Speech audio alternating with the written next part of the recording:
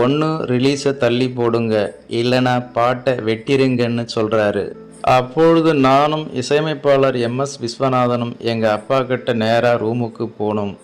பாட்டு வேணுமா இல்லைனா படம் ரிலீஸ் ஆகணுமான்னு கேட்கிறோம்.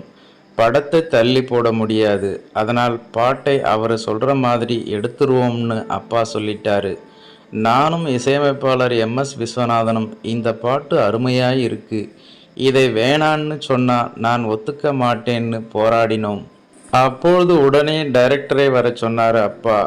இவங்க 2 பேரும் ரொம்ப ஸ்ட்ராங்காக சொல்கிறாங்க, இதுக்கு ஏதாவது ஒரு வழி பண்ணுங்கன்னு அப்பா சொன்னார். உடனே கொடைக்கானலில் எடுத்த மாதிரியே 2 நாளில் செட் போட்டு பாடலை எடுத்தோம். நாளை இந்த வேலை பார்த்து ஓடிவா நிலா என்ற இந்த பாட்டுக்கு இந்தியாவிலேயே முதல் முறையாக, அதுவும் ஒரு தமிழ் பாட்டுக்கு தேசிய விருது கொடுக்கப்பட்டது. பின்ன